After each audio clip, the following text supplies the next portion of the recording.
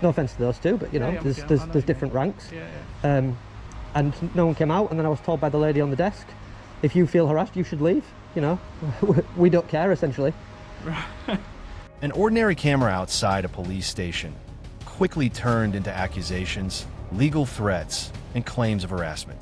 What started as simple filming suddenly escalated into a confrontation over police powers, public rights, and even the threat of force. But the biggest question is this: did these officers actually overstep their authority, or was the cameraman deliberately pushing them to react? Stay until the end, because this encounter takes a dramatic turn that neither side expected. Sorry, Matt. There's no issue. Just wondering why you were filming. Oh, I know there's no issue.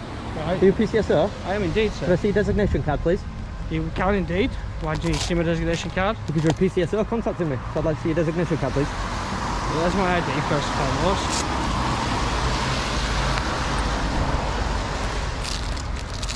729. I'm just speaking with this gentleman first. Yeah. And there's my PCSO postcard. Awesome. And yours? 5729. Not that you really need to see that. You can also see my badge.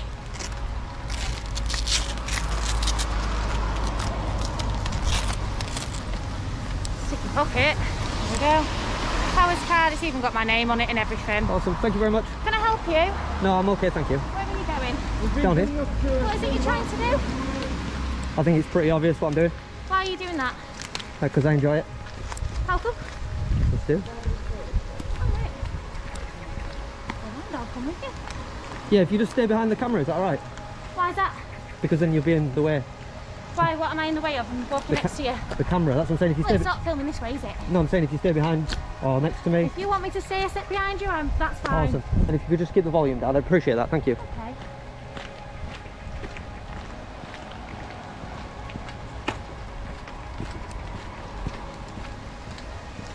What starts as a simple walk around Selby police station suddenly turns into a direct police encounter.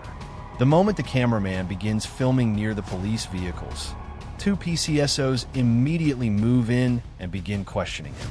But instead of backing down, he calmly flips the situation, requesting their identification first and challenging why he's being approached at all. Almost instantly, the atmosphere changes. You can hear the tension building as the officers try to control the interaction while the auditor pushes back with confidence. Every sentence feels like a test of authority, and within seconds, what looked like a routine patrol turns into a full-on confrontation over public filming rights. This is the exact moment the entire encounter begins spiraling into something much bigger. Hey guys, got some vans here. Let's have a look around. Is it the number plates you're after? Not particularly, no. I mean, they're just on the Oh, no, van. it's just you filming them. That's No, all. it's just a low shot, that's all. Like I said, can you just keep the noise down? Because you're interrupting me, I'll have to do it all again, I don't know why that's you all. want me to keep the noise down, that's all. Because I'm trying to make a video and you're interrupting me. That's fine, but I've got freedom of speech. You got to understand I know, that. but now you're just harassing me, that's all. Okay, so now you're on private property. This is private property, This is is it? private property, sir. And So I was wondering, would you be able to give us your details? No. No, thank you. I didn't think so. There's no signs when I came in. I don't have to give details. Yes, you do. Under section 2, please format, you have to give any officer, name, contact details, date of birth, etc.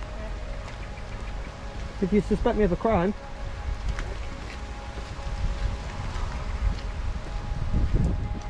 not much to see here, guys. They get a bit heavy-handed, so we'll just have a walk around back to the main part of the building. There's maybe some more senior officers there who can de-escalate the situation. What situation's that? It's alright, I can help you. You just accused me of a crime. I don't want to speak to you anymore. Now the pressure starts increasing fast. The conversation shifts from casual questioning into accusations of harassment and claims about private property. The auditor refuses to be intimidated and immediately calls out what he believes is an attempt to shut down his filming. As the PCSO continues speaking over him, the frustration becomes obvious. The cameraman repeatedly explains that he's simply trying to record peacefully, but every attempt gets interrupted, creating a tense back and forth that feels like it could escalate at any second. Then comes the key moment. Police begin hinting at legal powers and requesting details, transforming this from an awkward interaction into a potentially serious confrontation. No problem.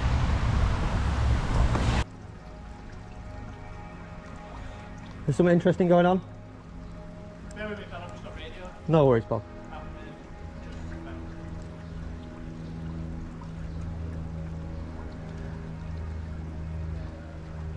Sorry, mate, you're right. Yeah, no, I was just wondering if there's something interesting going on. Anything interesting? Yeah?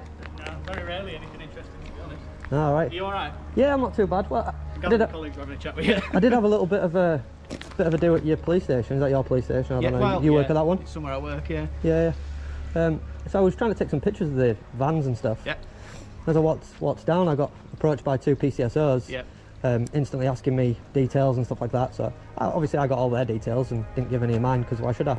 Not done anything wrong. Yeah, quite right. And I did explain to what I was doing. You know, I'm just filming the police essentially. You know, getting the police cars and stuff like that, police officers, police buildings.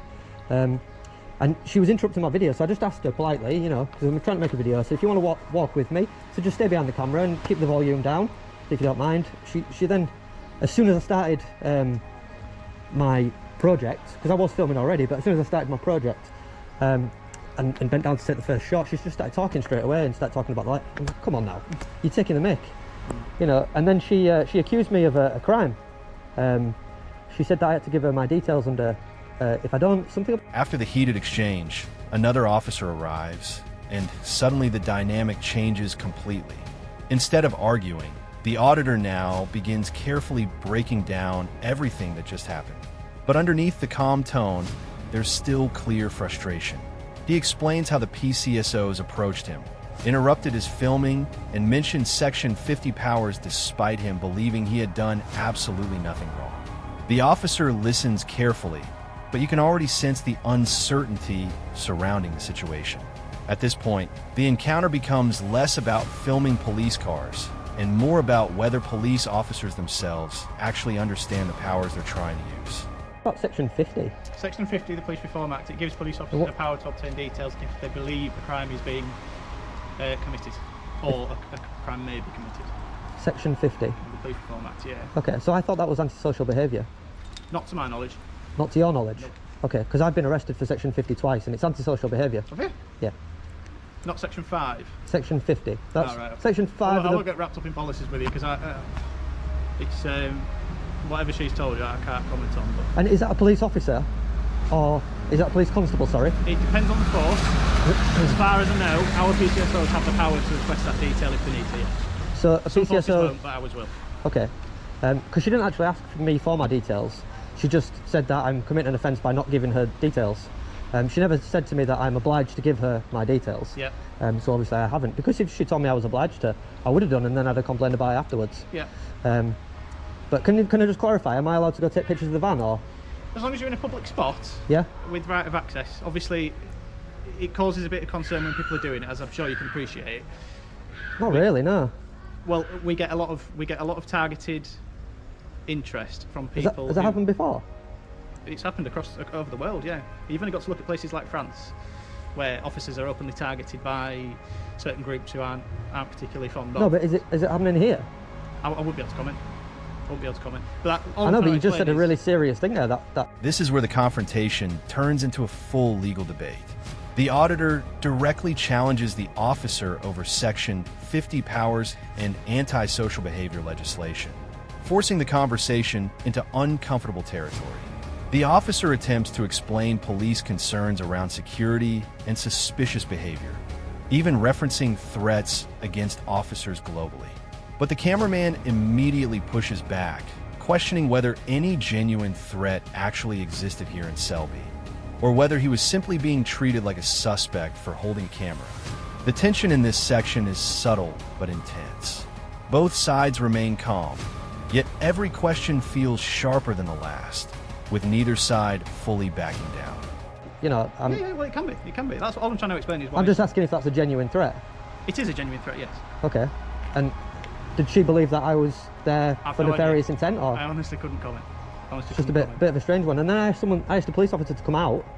I think it was you, pulled up outside the front doors. Yeah. Yeah, so you pulled up outside the front doors, didn't get out. I'm assuming it wasn't you that was called. And I pressed the bell again after you'd been there for 5 minutes or so. I haven't been called at all. No, I believe that. So then I pressed the bell again and said, is someone coming? Because I'm a bit bored here, I've got stuff to do. And then she said, if you feel harassed, you should leave. How does that work? What were you wanting to speak to someone for, was it? So I pressed the bell because I was being harassed and accused of crimes by 2 PCSOs. Right. So I was trying to make my video, wasn't able to do so, so I went round the front to get a more senior officer, someone who is actually an officer. No offence to those two, but you know, there's different ranks. Yeah. And no one came out, and then I was told by the lady on the desk, if you feel harassed, you should leave. You know, we don't care, essentially. Right. Well, I suppose it hinges on. I mean, do you feel you're being harassed? Or? I was definitely being harassed, yeah, and I was being accused of crimes, and there was potential threat of violence there, because if I'm committing a crime, she's then gonna, you know, place hands on me and do whatever you guys do, which is a violent act, I might add. You know, when you haven't done anything wrong, it's a violent act. She hasn't, though, has she? No, she hasn't, but she was threatening to do so, which is why I felt harassed. Now the encounter becomes personal. The auditor openly states that he felt harassed, alarmed, and even threatened by the possibility of force being used against him. The discussion suddenly shifts away from cameras and filming rights and toward accountability. Why was he treated like a criminal? Why was he told to leave instead of receiving assistance? And why did the situation escalate so quickly in the first place? The officer remains composed and suggests making a formal complaint, but by this stage the damage is already done. What began as simple public filming has evolved into a wider argument about police conduct, authority, and public trust. Alarmed and distressed, so I went to speak to the police, and the police said they don't care. If you'd like to make a complaint about it, you can. You can't make it to me because I'm not impartial. Obviously, I work at that police station. Okay. If you do want to make a complaint, I'd suggest that you either do so on the website. Right. You press all the buttons to get to the right place. Yeah. Or by ringing 101. 101. Make Awesome. a complaint through there, and someone will speak to you. Brilliant. Officer of higher rank. Yeah. Can I just ask you about that flag? Yes. What's the flag I'm for? not going to answer any questions, but you can ask me. You're not going to answer? No, because you're going to wrap me up in circles. All right. I'd just like to know a little bit more information about the flag. Yep. That represents to me, To you? Okay. to me, Yeah. personally, as an emblem of support for my fallen colleagues. Okay. And that's all it is. Okay. And that's all I was going to say about it. I'll just add my bit into that, and you can stew on that if you like. Yeah, if you want. There's a lot of people that see that as a gang sign, Okay. and as a sign of hate towards the public from the police. Okay. And there's a lot of people that aren't happy with that sign. Okay. Just like- I do not wear it for that cause. Okay. I'm quite proud to say that. I've no reason to wear it for that cause at all. It saddens me to hear that people do think of it like that. Honestly, I wasn't aware. No, it's a very, very real, I've heard very that real people thing. don't like the definition of the flag. Yep, that's part of it. Yeah. It's part of it. Yeah. But for me, that's not. Is there any regulations on the uniform, or is it just Again, some forces yes, some forces no. your force? No. Ours particularly, they currently don't have an issue with us wearing that flag. Okay. Because they support them. Just when it seems the confrontation is winding down, the conversation takes one final unexpected turn: the thin blue line flag. The auditor questions the meaning behind the symbol displayed by the officer, describing how many members of the public now see it as controversial and divisive. What follows is a surprisingly calm but deeply revealing exchange about policing, public perception, and symbolism inside modern law enforcement. Unlike the earlier tension-filled arguments, this section feels more like a battle of viewpoints. The officer defends the badge as a symbol of respect for fallen colleagues, while the auditor warns that many people interpret it very differently. By the end, both sides remain respectful, but the conversation leaves viewers with a much bigger question about trust between police and the public.